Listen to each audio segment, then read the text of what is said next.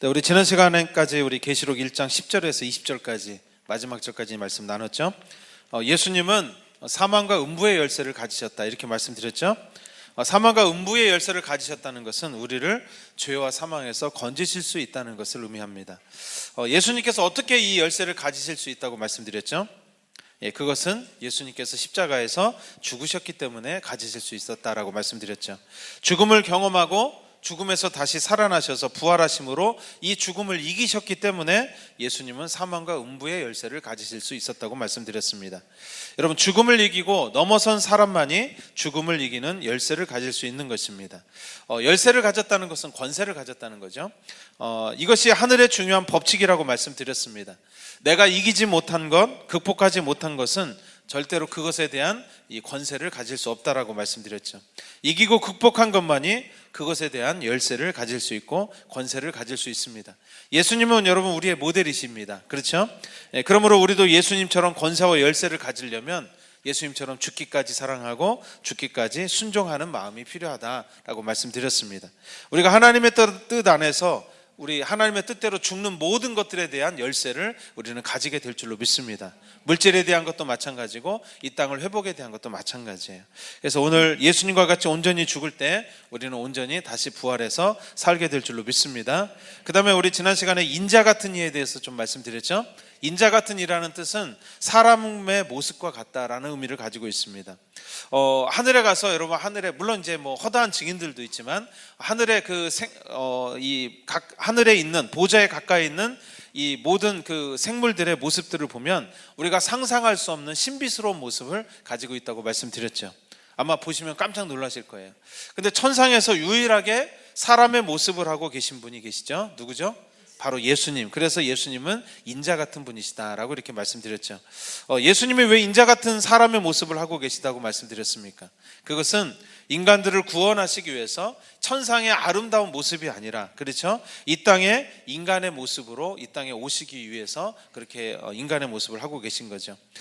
우리 예수님의 모습을 통해서 우리는 겸손한 마음으로 어떠한 모습이 이 땅에서 우리가 되어야 되는지에 대해서 우리가 배워야 된다고 말씀드렸습니다.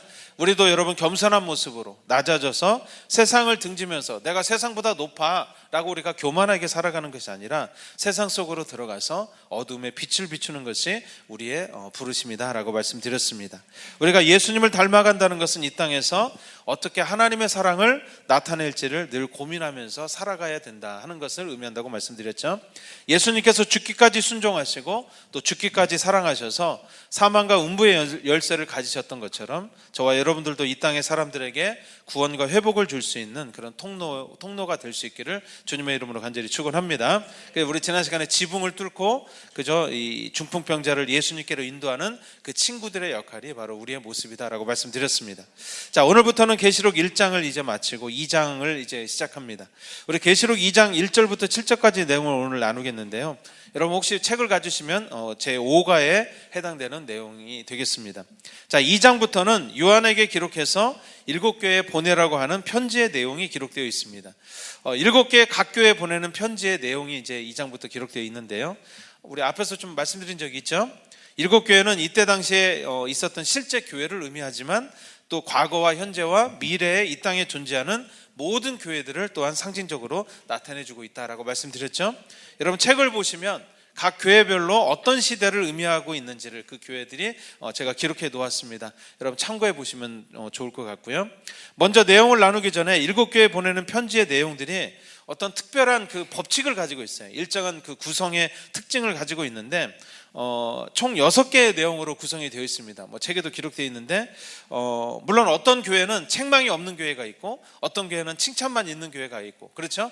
이렇게 조금 다르지만 어쨌든 이 각 교회에 주시는 말씀에 이런 어떤 그 특별한 순서가 있어요. 먼저 그 순서를 여러분이 좀 외우시거나 암기하시거나 좀 이해하시면 좋을 것 같아요. 먼저 첫 번째는 예수님의 모습이 나옵니다. 모든 교회, 7교회에 보낸 편지의 특징이 예수님의 모습이 나오고, 두 번째는 칭찬의 말씀이 나와요. 그 다음에 세 번째는 책망의 말씀이 나옵니다. 그리고 네 번째는 권면의 말씀이 나옵니다. 그리고 다섯 번째는 경고의 말씀이 나옵니다. 그리고 마지막 여섯 번째는 이기는 자들이 받을 수 있는 축복에 대해서 기록하고 있습니다. 외우셨죠? 예, 머리가 좋으세요. 그렇죠? 여러분 뭐 좀 쉽게 연상으로 생각하시면 이 말씀을 하는 자가 누구냐? 바로 예수님의 모습이 먼저 나오게 되겠고요. 그 다음에 칭찬이 나오죠.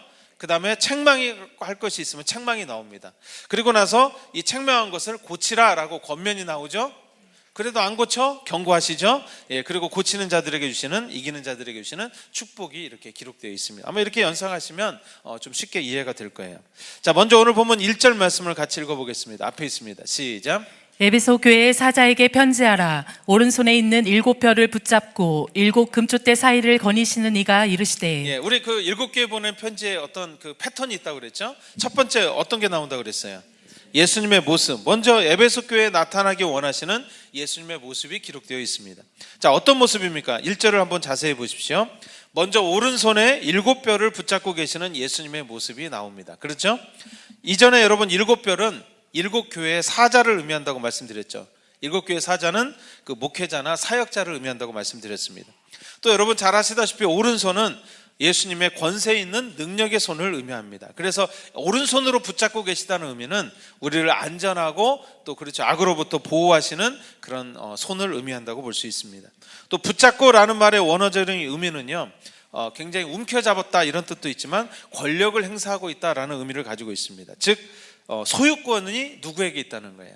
그렇죠, 우리 예수님에게 있다는 것을 상징적으로 나타내 줍니다. 또한 7 금촛대 사이를 거니시는 예수님의 모습이 보였죠. 자, 7 금촛대는 7개의 교회를 의미한다고 이미 앞에서 말씀드렸습니다. 예수님께서 7교회 사이를 자꾸 이렇게 거니신다는 것은 왔다 갔다 하신다는 거예요. 그렇죠? 한 군데만 머무는 게 아니라 7교회를 계속 왔다 갔다 하신다는 거죠.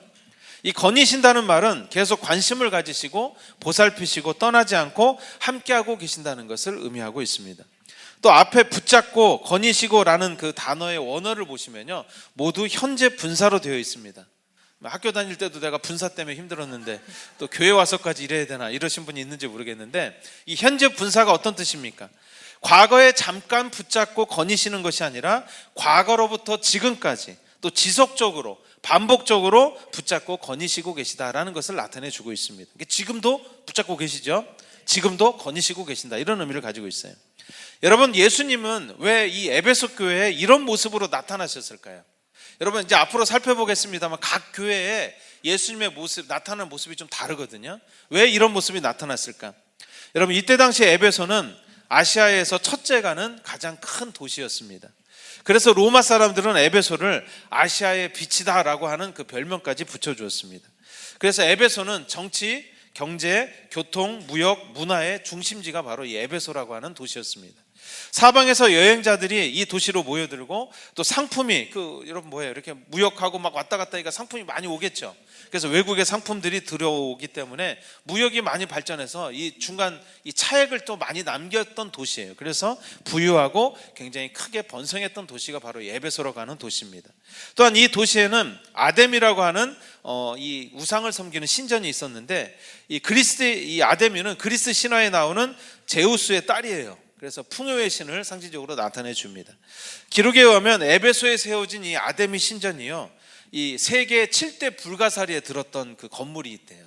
그러니까 여러분 얼마나 웅장하고 크게 지어졌는지, 그렇죠?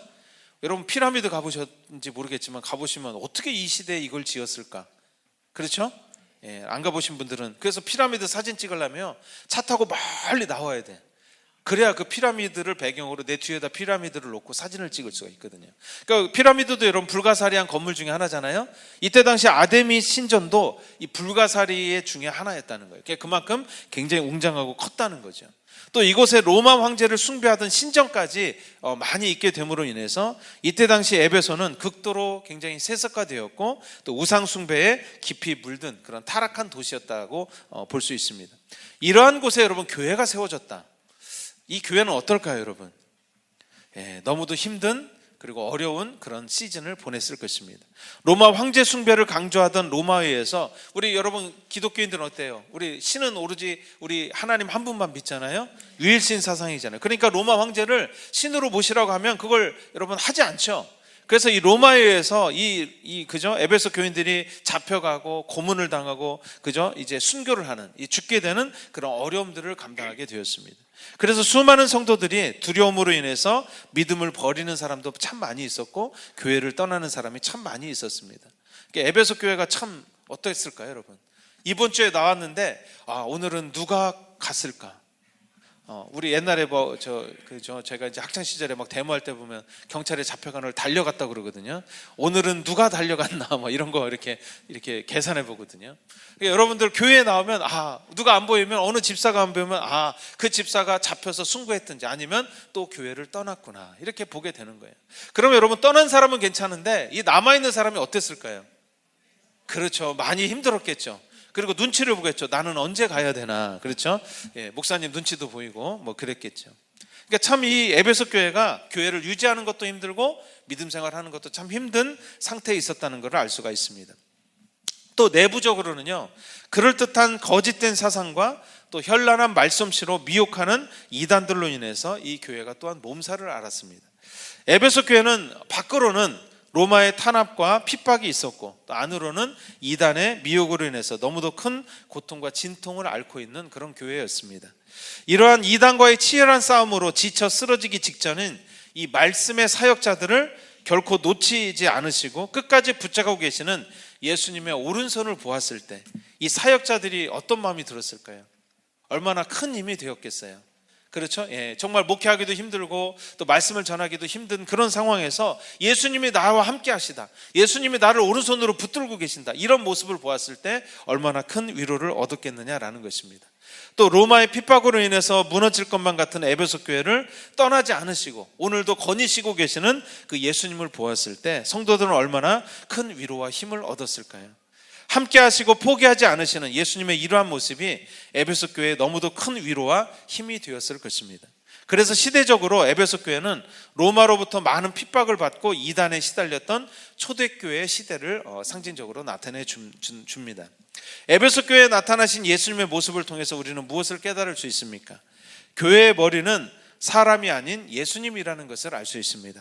교회의 머리가 예수님이라는 말은 외형적으로 볼 때 교회는 외부의 환경이나 또 사역자에 의해서 운영되고 이끌어가는 것으로 보일 수 있습니다. 하지만 교회를 이끌어 가시는 분은 누구시라는 거죠? 바로 예수님이시라는 것을 말해줍니다. 그래서 교회의 진정한 담임 목사는 누구예요? 그렇죠, 예수님이시죠. 여러분 역사라는 단어, 여러분 영어로 히스토리라는데 그 말씀 제가 많이 드렸죠? 히스토리는 두 가지 단어가 합쳐진 단어죠. 히스와 스토리라는 단어가 합쳐졌습니다. 히스는 그의라는 뜻이고 스토리는 이야기라는 뜻이죠. 역사는 그의 이야기예요. 여기서 그는 누굴까요? 바로 하나님이시죠. 그렇죠?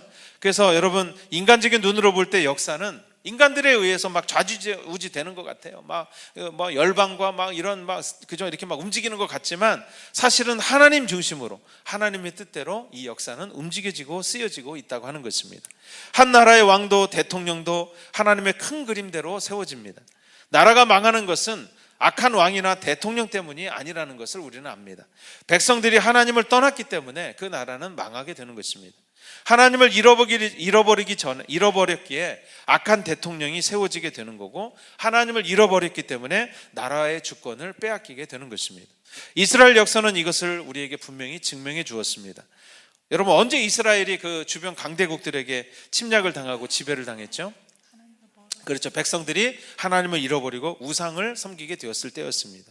그런 의미에서 여러분들 삶과 인생의 머리도 우리 교회의 머리도 모두 인간이 아닌 예수님이다라는 것을 우리는 고백해야 될 줄로 믿습니다. 예수님의 큰 뜻 안에서 우리의 삶도 교회도 지금도 움직이고 있다는 거예요. 나는 내 마음대로 움직이는 것 같은데 사실은 예수님의 그 뜻 안에서 움직이고 있다는 거죠. 또한 교회의 머리가 예수님이라는 말은 에베소와 같이 육신의 눈으로 볼 때 지금 거의 위태위태해요. 에베소 교회가 망할 것 같고 또 그런 핍박의 상황이라고 할지라도 예수님께서 함께 하시는 한 결코 에베소 교회는 무너지지 않는다는 것을 보여주고 있는 것입니다. 여러분의 삶도 마찬가지입니다. 육신의 눈으로 아무리 위기의 상황이고 고통스러운 그런 상황이라고 할지라도 주님의 손이 우리와 함께하는 한 우리는 결코 무너지지 않을 것입니다. 예수님께서 여러분들을 오른손으로 꼭 붙잡고 계심을 여러분 믿으시기 바랍니다. 저도 붙잡고 계시고 여러분도 붙잡고 계신 줄로 믿습니다. 또한 여러분들의 삶과 우리 교회를 떠나지 않으시고 지금도 과거와 현재 앞으로도 계속 거니시고 계시는 예수님의 모습이 오늘 저와 함께 하시는 예수님의 모습인 것을 믿으시기 바랍니다. 자, 계속해서 오늘 보면 2절 3절 말씀 같이 읽어봅니다. 앞에 있습니다. 시작. 내가 내 행위와 수고와 내 인내를 알고 또 악한 자들을 용납하지 아니한 것과 자칭 사도라 하되 아닌 자들을 시험하여 그의 거짓된 것을 내가 드러낸 것과 또 내가 참고 내 이름을 위하여 견디고 게으르지 아니한 것을 아노라. 네, 예수님의 모습을 나타내어 보이신 후에 에베소 교회에 제일 먼저 이제 뭐가 나온다고 그랬죠? 그렇죠. 칭찬의 말씀이 나옵니다. 여러분, 여기서 우리가 또 이 순서를 통해서도 알 수 있는 은혜가 있어요. 뭐냐? 예수님은 우리의 단점이나 죄들, 잘못한 것들보다 우리의 잘한 것을 가장 크게 보신다는 거예요. 그리고 가장 먼저 보신다는 것을 알 수 있습니다. 2절 상반절을 보시면 예수님께서 에베소 교회에 무엇을 칭찬하고 계십니까? 행위와 수고와 인내를 칭찬하고 계십니다. 그렇죠? 여기서 행위는 단순히 어떤 한 행동만을 의미하는 것이 아니라 한 인생의 여정 전체를 의미합니다. 모든 마음의 동기와 행동의 모든 것, 그 중심을 모두 아신다는 것을 의미하죠. 또 수고는 원어적인 의미로 보면 단순한 노동이 아니라 피곤하거나 지치지 않는 것을 의미합니다. 그러니까 참 이런 핍박이 있었음에도 이 에베소 교회가 지치지 않고 포기하지 않는 그 수고를 그렇죠, 주님이 칭찬하고 계신다는 거예요. 또 마지막으로 인내를 칭찬하죠. 당연히 여러분 에베소 교회 여러분 그렇죠, 믿음 생활을 하려면 인내가 필요하겠죠. 예수님께서 칭찬하신 이 행위와 수고와 인내, 이 구체적인 내용을 설명한 것이 2절 하반절 그리고 3절 6절의 말씀입니다. 먼저 2절 하반절 말씀을 한번 보십시오. 자, 악한 자들을 용납하지 아니하는 것, 자칭 사도라 하지만 아닌 자들을 시험하여 거짓된 것을 드러낸 것을 칭찬하고 계시죠. 여러분, 앞에서 말씀드린 것처럼 지금 에베소 교회에 어떤 미혹이 많다고 그랬어요? 이단의 미혹이 많다고 그랬죠. 그래서 그것들을 잘 분별하고 몰아낸 것을 주님이 칭찬하고 계시는 것입니다. 또한 오늘 본문 6절은 그 이단이 구체적으로 무엇이었는지를 기록하고 있습니다. 6절 말씀 한번 읽어볼까요? 앞에 있습니다. 시작. 오직 내게 이것이 있으니 내가 니골라당의 행위를 미워하는도다. 나도 이것을 미워하노라. 네, 니골라라는 것은요 사람 이름이에요, 여러분. 이 초대교회 7지사 중 니골라라고 하는 사람이 있었다고 합니다. 하지만 오늘 본문의 니골라와 이 동일 인물인지는 확실하지는 않습니다. 다만 이들이 주장하는 것은 육은 더럽고 영은 신성하고 깨끗하기 때문에 육은 아무리 죄를 지어도 영을 해칠 수 없다라는 그런 주장을 했다는 거예요. 뭐 그럴듯한 얘기죠. 우리는 영적인 사람이다, 뭐 이런 얘기 많이 하잖아요. 여러분, 이 니골라당은 이 영지주의라고 하는 이단의 사상과 좀 비슷한데, 여러분 오늘날에도 있습니다. 여러분, 오늘날에 구원파라고 하는 이단이 바로 이런 내용이에요. 영과 혼과 육은 여러분 모두 다 서로 연결되어 있음을 여러분 믿으신 줄로 믿습니다. 영이 중요하기 때문에 육은, 그런데 여러분 이 구원파에서는 어떻게 이 주장을 하는 거니? 영이 중요하고 영이 아주 본질이기 때문에 육은 아무렇게나 살아도 괜찮다고 말한다고 하는 거죠. 이게 바로 지금 구원파가 지금 현재도 하는 얘기거든요. 우리는 이 땅에서 영적인 것을 분별하고 알아야 하지만 여러분 영혼 육은 반드시 서로 연결되어 있음을 또한 알아야 됩니다. 우리는 이 땅에서 육의 소욕을 죽이고 성령님의 인도함을 받으면서 살아야 하는 것입니다. 우리는 이 땅에서 육을 어떻게 사용하느냐, 이걸로 우리는 평가받을 것이고 심판받게 될 줄로 믿습니다. 그러니까 여러분 육을 잘 사용하는 것이 중요하죠. 그러니까 이런 이단들이 막 있었다는 거죠. 또한 3절에서 내가 참고 내 이름을 위하여 견디고 라는 말은 여러분 앞에서 말씀드렸던 외부적인 핍박, 바로 로마의 핍박으로부터 참고 견디는 것을 의미합니다. 그리고 이어서 게으르지 않다 이렇게 말하죠. 이것은 피곤하지 않다, 지치지 않다라는 의미입니다. 표준 세번역에는 이 구절을 낙심한 적이 없다 이렇게 해석하고 있습니다. 에베소 교회와 성도들은 이렇게 끊임없는 이단들의 미혹과 또 외부적으로 로마의 핍박과 죽음의 위협 가운데서도 결코 낙심하거나 포기하지 않았다는 것을 알 수 있죠. 그것을 예수님이 보시고 어떻게 하고 계세요? 칭찬하고 계시다는 것을 알 수 있습니다. 또 오늘 보면 2절과 3절에 계속 나오는 단어가 있는데요, 안다, 알고, 아노라 이런 단어죠. 여러분 예수님은 늘 함께 하시고 떠나시지 않기 때문에 모든 것을 옆에서 보고 계세요. 모든 것을 알고 계십니다. 사람들은 우리에 대해서 잘 모르기 때문에 오해할 때가 참 많이 있잖아요. 그때 우리가 하는 말이 있죠. 내 속을 뒤집어 까져 보일 수도 없고, 이런 얘기 많이 하잖아요. 예수님께는 여러분 속을 다 뒤집어 깔 필요가 없어요. 예수님이 이미 모든 것을 여러분 다 알고 계십니다. 우리가 남몰래 심은 씨앗들, 또 헌신들, 주님은 모두 다 알고 계십니다. 또 어떤 분들은 자신에 대한 예언을 들으면서 좀 우리가 눈물을 흘릴 때도 있죠.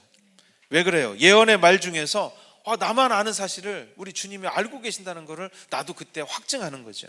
그때 우리는 우리의 마음과 수고와 눈물을 그저 모두 알고 계신 것을 우리가 알게 될 때 우리는 그때 눈물을 흘리게 되는 것입니다. 주님처럼 모든 것을 정확하게 아시는 분은 없으십니다.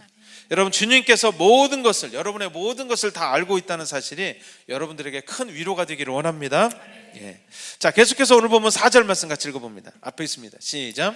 그러나 너를 책망할 것이 있나니 너의 처음 사랑을 버렸느니라. 예수님은 에베소 교회 분별과 인내를 칭찬하신 후에 그 다음에 이제 책망의 말씀을 하십니다. 그렇죠? 그것은 어떤 책망을 하시죠? 처음 사랑을 버렸다라는 책망을 하십니다. 여기서 처음 사랑을 첫사랑으로 해석하는 경우가 참 많습니다. 하지만 여기서 처음이라는 말은 이 원어로, 이 헬라어로 프로토스라는 말인데, 이것은 시간적으로 처음을 의미하기도 하지만 가장 우선순위다라는 의미를 가지고 있어요. 가장 최고, 베스트가 바로 이 처음이라는 단어가 의미하는 것입니다. 탕자가 돌아왔을 때 그 아버지가 돌아온 아들에게 가장 좋은 옷을 입히라고 얘기해요. 그죠? 여기서 사용된 가장 좋은, 이 최고, 베스트라고 사용된 단어가 바로 이 오늘 본문에 나오는 프로토스라고 하는 단어라고 하는 것입니다.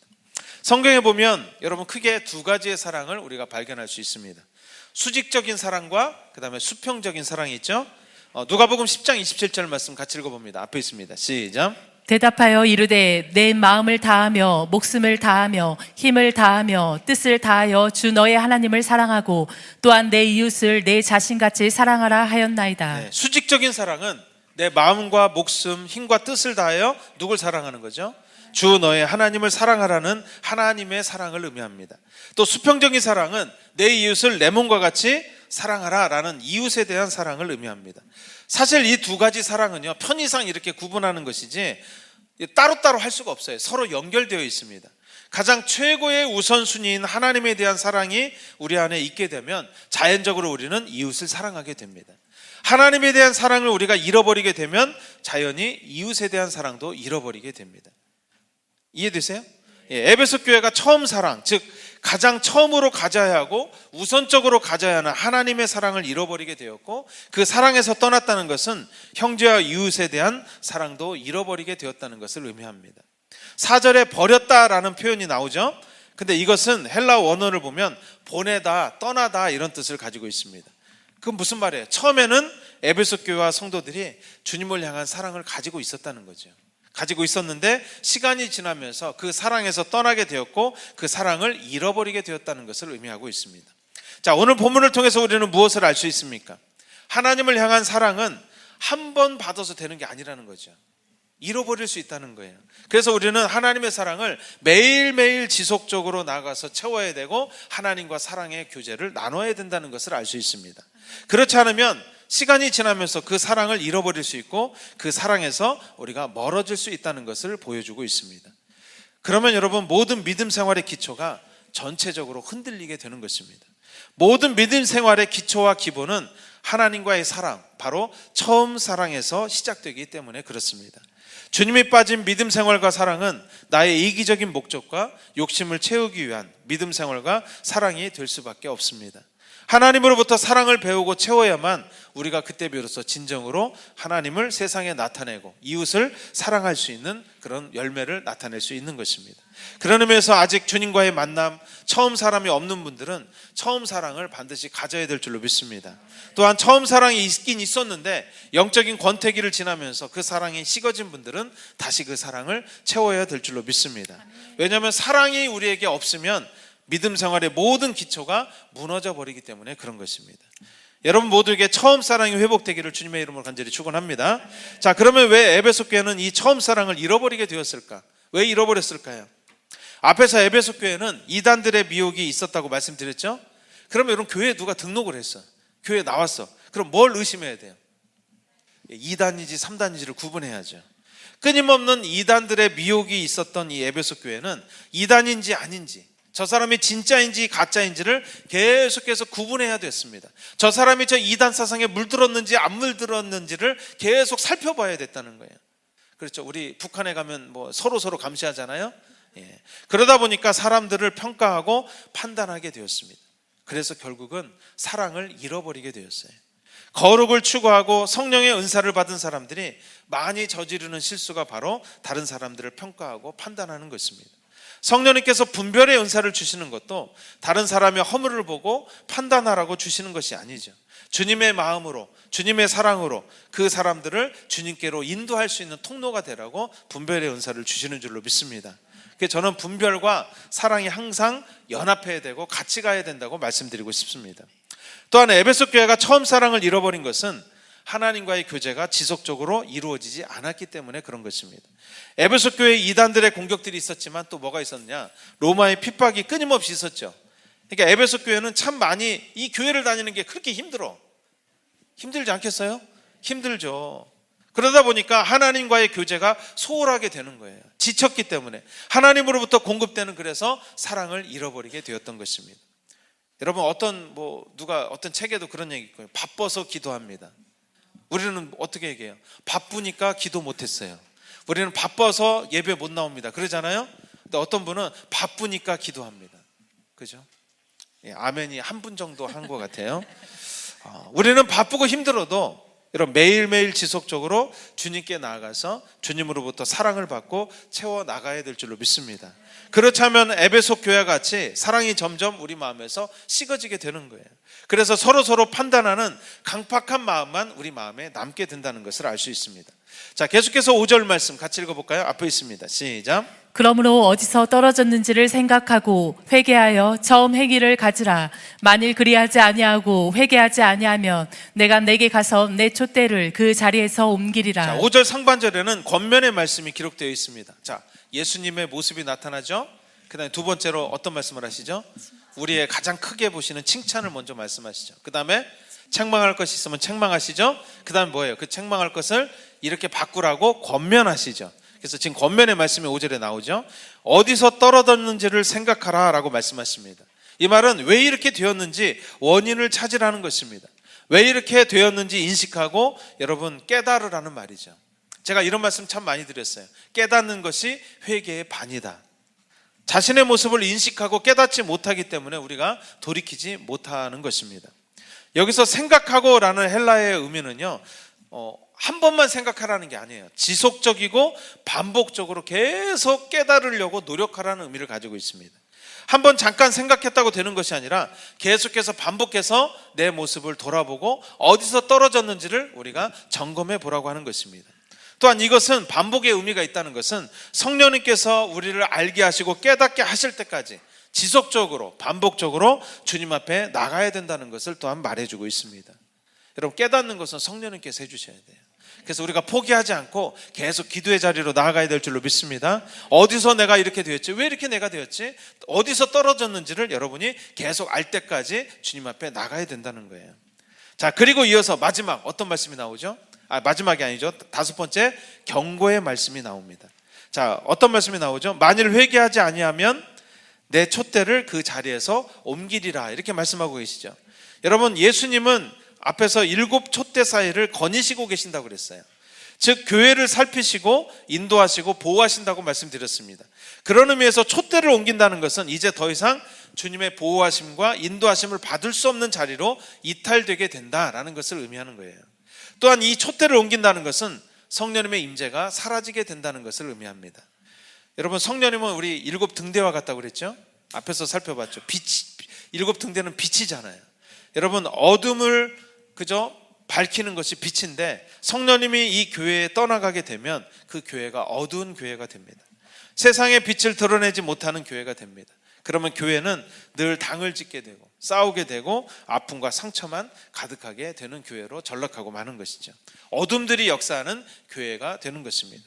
자, 계속해서 마지막 오늘 보면 7절을 같이 읽겠습니다. 시작. 귀 있는 자는 성령이 교회들에게 하시는 말씀을 들을지어다. 이기는 그에게는 내가 하나님의 낙원에 있는 생명나무의 열매를 주어 먹게 하리라. 네, 마지막 이제 6번째가 뭐죠? 이기는 자들에게 주시는 축복의 말씀이죠. 자, 같이 한번 따라해 볼까요? 예수님의 모습, 칭찬의 말씀, 책망의 말씀, 권면의 말씀, 그 다음 뭐예요? 예, 경고의 말씀, 그 다음에 이기는 자들에게 주시는 축복. 예, 앞으로 7개 할 동안 여러분 이 6가지를 좀 기억하시면 그 순서대로 되어 있다는 걸 알 수가 있어요. 자, 귀 있는 자는 성령님이 교회에 하시는 말씀을 들으라 라고 말씀하십니다.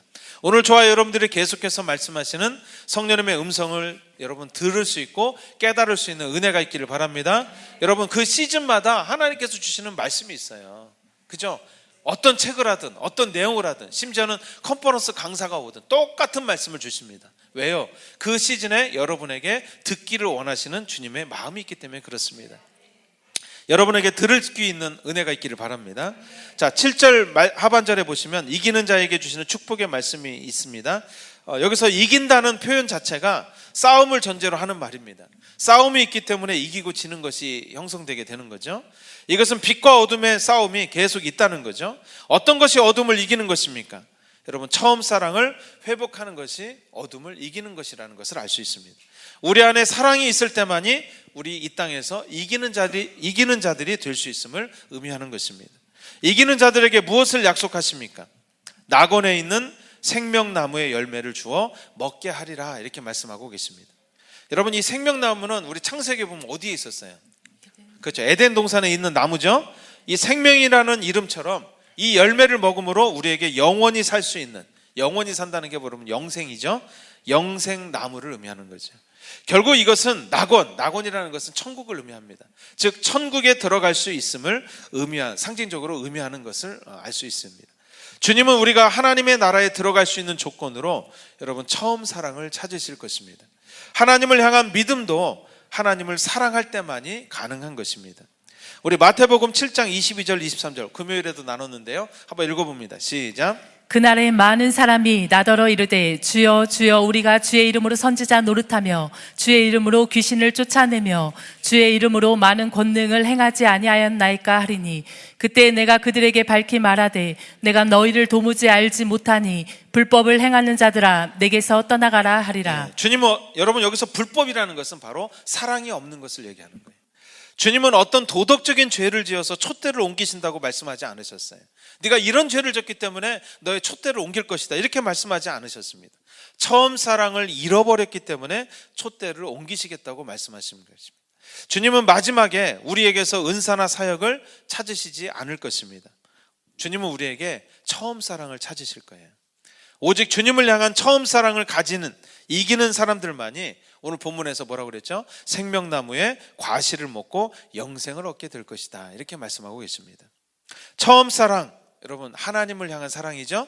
그것이 있을 때 우리 마음에 주님에 대한 사랑이 채워질 때 바로 이웃에 대한 사랑이 우리 삶을 통해서 흘러나오게 되는 것입니다. 하나님은 우리에게 다른 거 찾지 않습니다. 사랑을 찾으십니다. 그 교회를 주님이 떠나시지 않는 조건은 딱 한 가지입니다. 그 교회에 사랑이 있는 것입니다. 사랑이 없다면 여러분 그 교회를 주님이 떠나시겠다고 말씀하신 것이죠. 오늘 우리 교회 주님이 떠나시면 안 되죠.